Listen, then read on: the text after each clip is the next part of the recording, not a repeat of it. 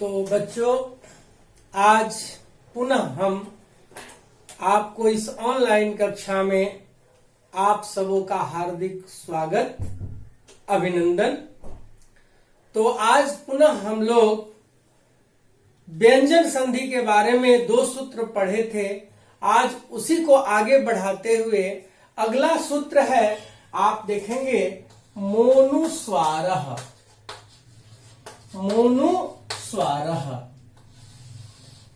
मोनुस्वारः, ठीक है।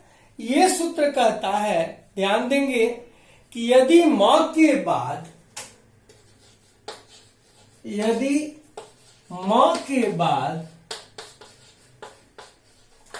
अंतस्थ या उष्म व्यंजन हो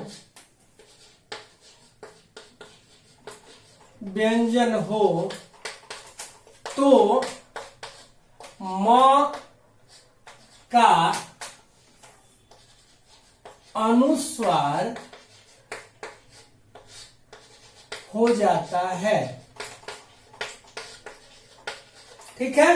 ये ध्यान देंगे, यदि म के बाद अंतस्थ या उष्म व्यंजन हो तो म का अनुस्वार हो जाता है। क्लियर?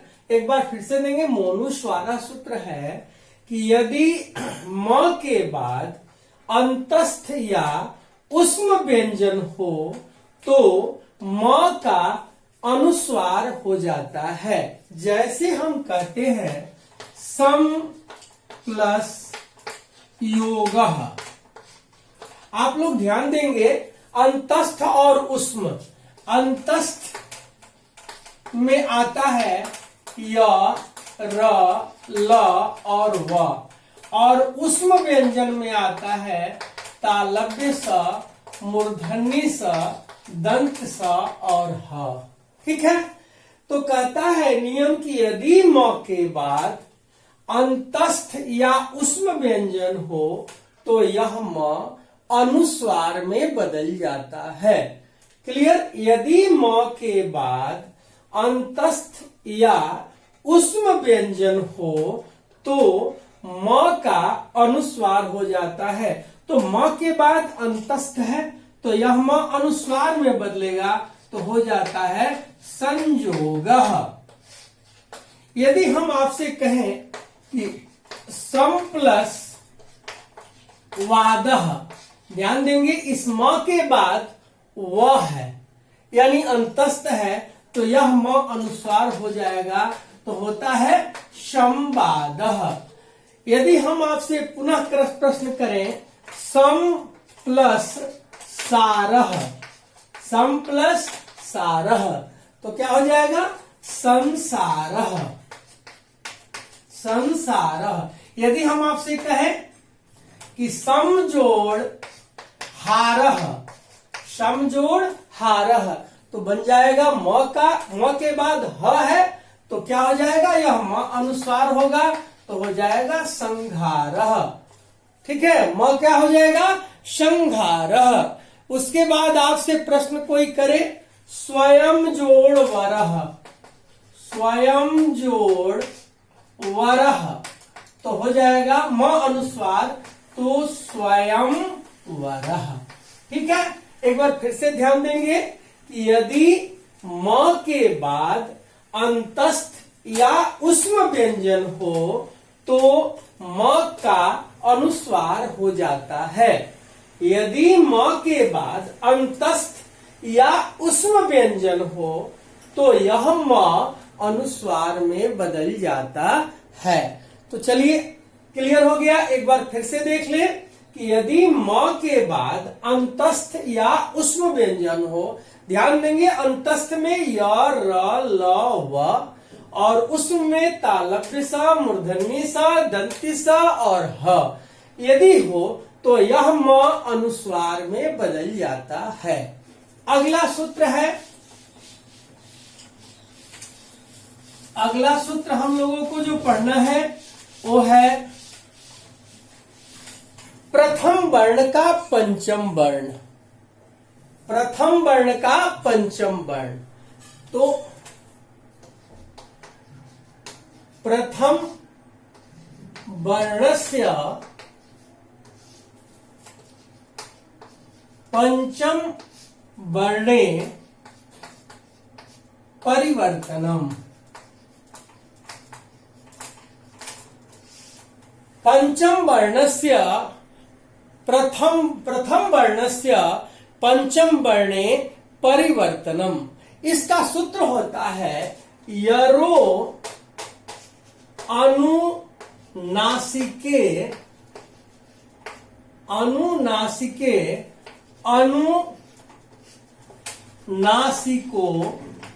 वा। देखिए ये लंबा सूत्र है, ये लंबा सूत्र तो जरूर है लेकिन बिल्कुल आसान। ये कहता है यरो अनुनासिके अनुनासिको वा, यरो अनुनासिके अनुनासिको वा। ये कहता है नियम कि यदि प्रथम वर्ण के बाद, यदि प्रथम वर्ण के बाद पंचम वर्ण आए, यदि प्रथम वर्ण के बाद पंचम वर्ण आए तो वह प्रथम वर्ण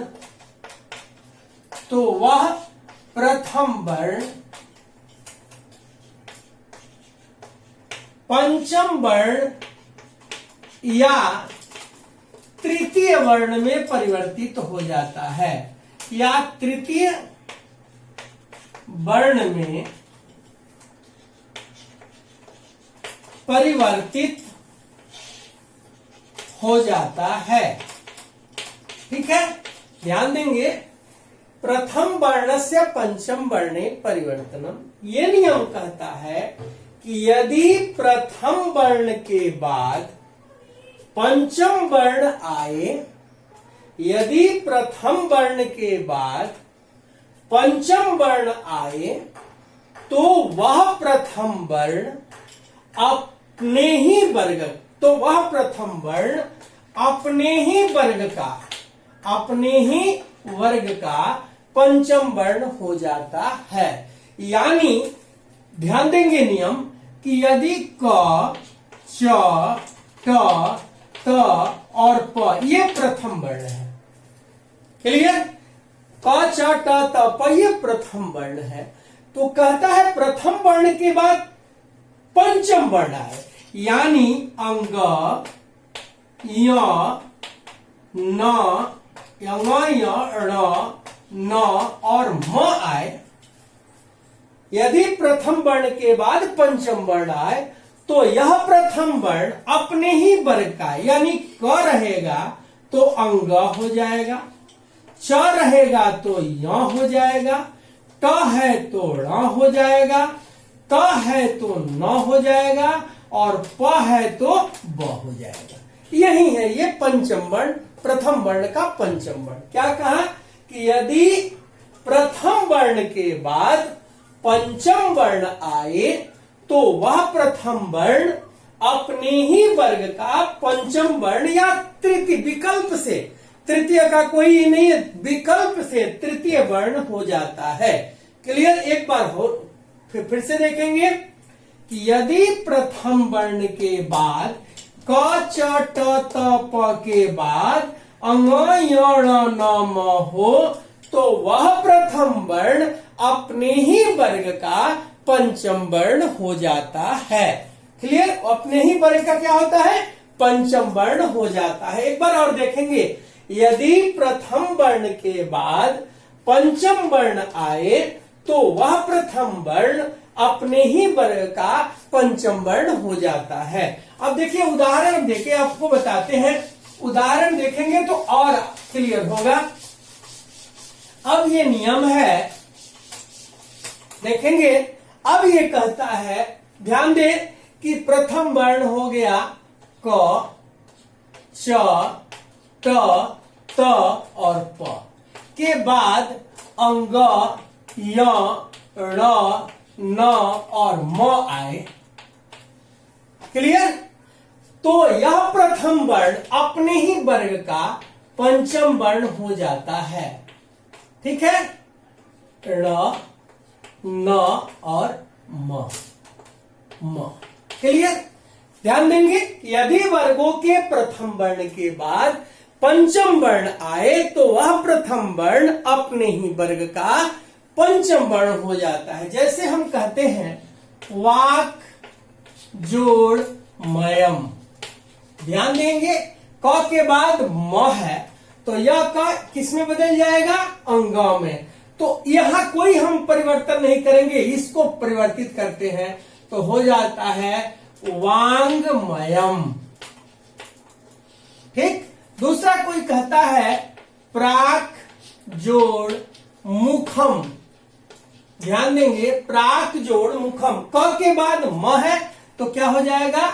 प्रांग मुखम, प्रांग मुखम। ठीक है। अगला कोई कहा जगत, जगत प्लस नाथ, त के बाद न है तो यह त न में बदल जाएगा तो क्या हो जाएगा? जगन्नाथ, जगन्नाथ। आगे कोई कहा आपसे पुनः महत सत जोड़ मित्रम, सत जोड़ मित्रम, तो क्या बनेगा? त के बाद म है तो हो जाएगा षण्मित्रम, षण्मित्रम, सत जोड़ मित्रम, षण्मित्रम। अगला कोई कहा उत जोड़ मुखम, उत जोड़ मुखम, तो क्या हो जाएगा? त के बाद म है तो त न में बदलेगा तो होगा उन्मुखम, उन्मुखम।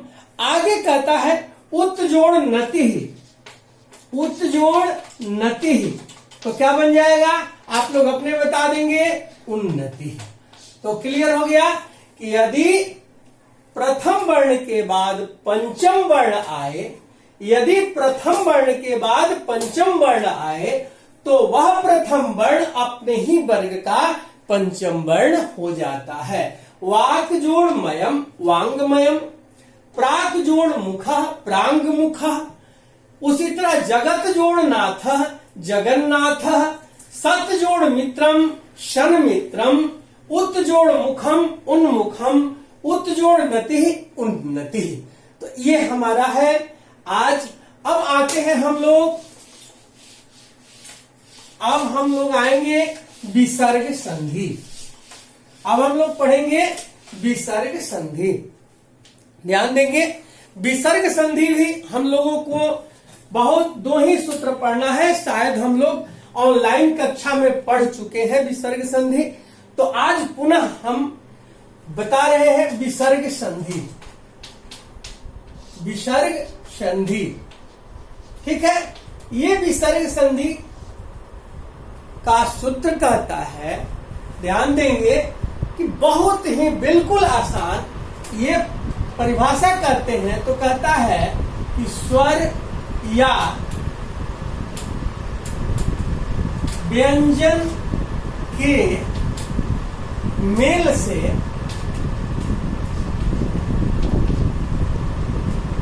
विसर्ग में जो विकार उत्पन्न होता है, विसर्ग में जो विकार उत्पन्न होता है उसे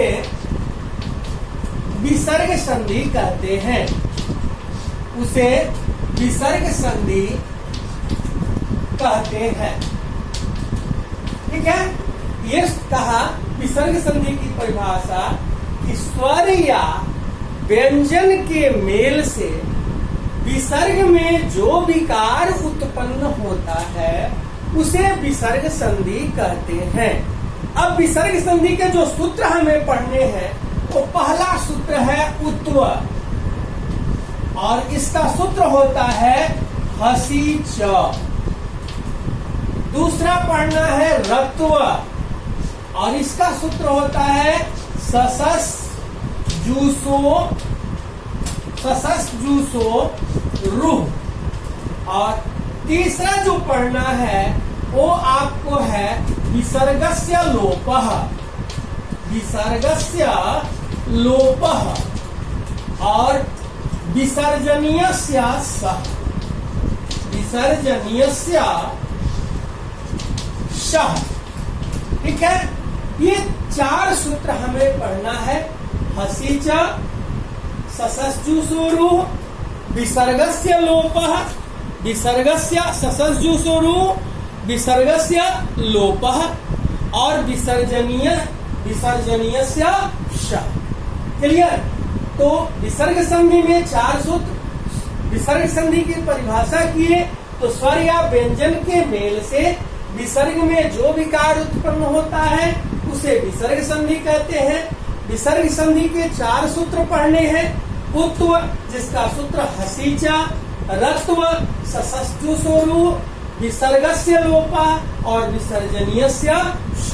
तो आइए आज हम लोग पढ़ेंगे उत्व और रत्व 2।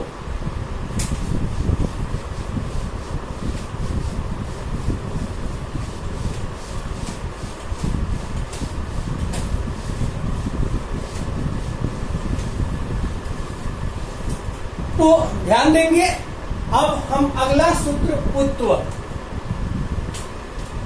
उत्व, इसका सूत्र होता है हसी च। उत्व और इसका सूत्र होता है हसी च। ठीक है, ये सूत्र कहता है कि यदि विसर्ग के पहले अ हो, यदि ये सूत्र कहता है यदि विसर्ग के पहले अ हो, अ रहे तथा विसर्ग के बाद, यदि विसर्ग के पहले अ रहे तथा विसर्ग के बाद वर्गों का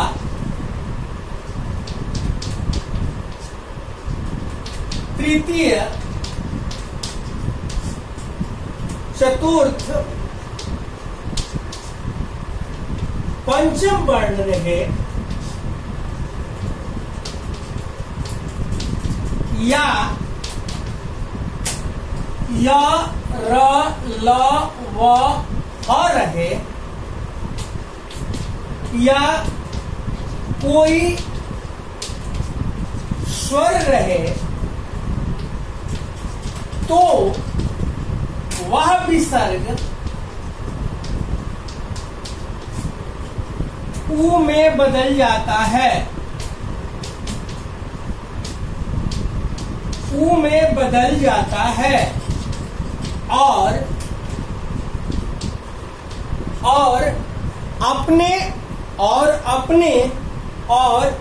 अपने पूर्ववर्ती अ से मिलकर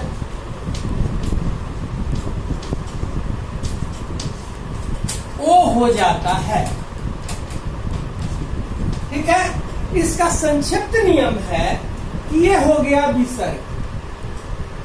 ठीक है, विसर्ग के पहले अ हो,